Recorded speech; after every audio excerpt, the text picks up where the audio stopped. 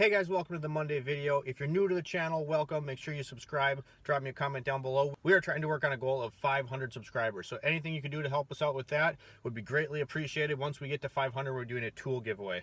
Today, we're talking using your resources as a technician. Alright, so as you know, if you don't know and you're new to the channel, Monday is always our discussion-based videos. So today's discussion is going to be using your resources as a technician. Now, obviously you have your obvious things like make sure you have good tools, make sure you have quality tools, but I'm talking more about resources that are a little bit outside the box here. So you go to school, you learn how to tinker on things, you learn how to do things by the book. Everything doesn't exactly work that way. There are shortcuts you can take, for lack of a better term. I don't like that because it makes it sound like you're hacking stuff. But there are things you can do that aren't by the book that make your job a little bit easier. And there are resources out there that will help you a lot in the automotive field that necessarily aren't your tools or your subscription to AllData or Mitchell or respectively any of those websites.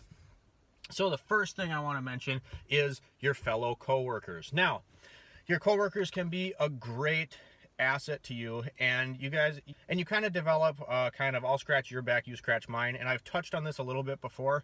But if you're going to use your coworkers as a resource, one, you better be willing to help them out as well, and two, you better go to them with an idea. Don't just go up to people and say, how do you fix it? Because guess what? They're not going to want to help you very often. Go up and have a plan. Let's say you're diagnosing something and you get to X, Y, and Z, and you know X isn't right, but Y and Z, either one of them could be right, and I want you to have a plan. So go to them with a plan and say, so I know it could be this because I tried this, or maybe it's this, I tried that, what's your opinion? 9 times out of 10, we'll be very happy to help you as long as you're helping yourself. Don't go up and expect someone else to do all the work for you.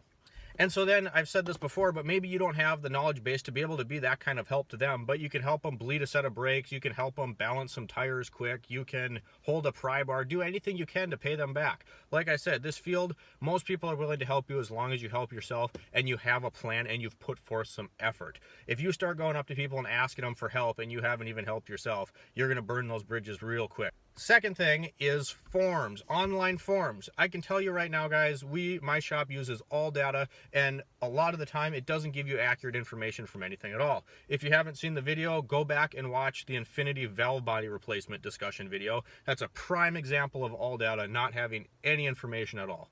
Not that they always don't have anything, but a lot of the times it's adopted the nickname Some Data for a reason. So use your forms. I mean, I'm not saying YouTube everything you do, but YouTube itself can be a great asset for you. Your forms can be a great asset. A lot of times, you guys, when you're on those forms and it's like, let's say, a Nissan Maxima specific form. Those guys, well, they might not be technicians, and some of them are, but a lot of those guys have obsessed over those cars in their respective forms for a long time. So they're going to know a lot about those cars. They're going to have a lot of useful information. You might have to sift through a little bit of crap, but a lot of times it's worth it. A lot of times you can undig some good information. You still have to use common sense, use the skills that you have in your brain to kind of decipher what information you can use and what information you can't, but don't completely frown on forms. Sometimes there's great information on there if you can't find information anywhere else. Same with YouTube. YouTube can be the exact same way. This next one kind of goes with what we just talked about already, but chances are, if you're in this field, you're going to know people that work at other dealerships. For example, I work at Toyota. I know people personally that work at Chevy, that work at Nissan, that work at Mazda, that work at Ford, all in my same town. So that information is really helpful for me. I was diagnosing a Fusion EcoBoost today, and like I said, AllData doesn't have all the information all the time. And I was trying to decipher if this canister purge valve actually came as an assembly, because it was really weird, the connections were kind of odd, or if you had to get the entire hose assembly itself. So what I do, I just picked up my phone and I text my buddy over at Ford, and he was able to answer that question within a couple seconds, which saved me a bunch of time digging through AllData that didn't have any of the right information anyway.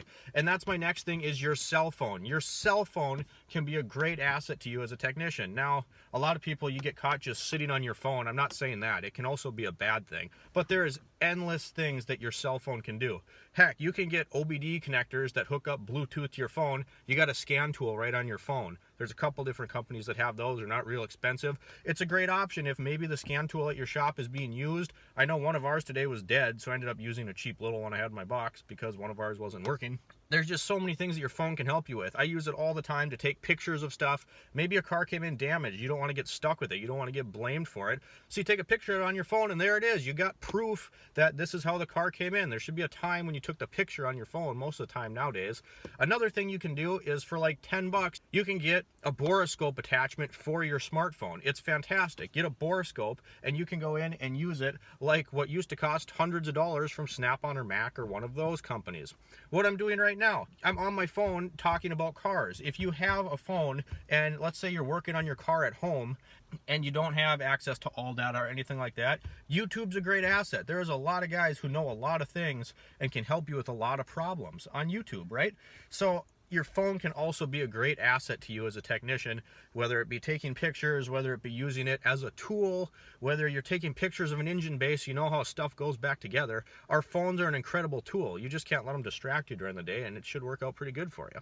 So I hope you guys enjoyed this short little Monday discussion video. As a technician, to keep moving forward, make sure you're trying to think outside the box a little bit. That, I've found, for me at least, helps me in numerous ways more often than not. Heck, we just talked about installing a valve body on an inserviceable transmission and then putting fluid in it with a ballpoint pen. Like I said, that's in that valve body video. Go check it out. That was a pretty nuts story, but we got it done, and we were thinking outside the box and using our resources. So if you guys like the video, give me a thumbs up. Shift, Wrench, Repeat. We upload every Sunday, Monday, and Thursday. Once again, we're trying to reach 500 subscribers. If we can get that, I'm going to be doing another giveaway. Thanks a lot, guys. See you next time.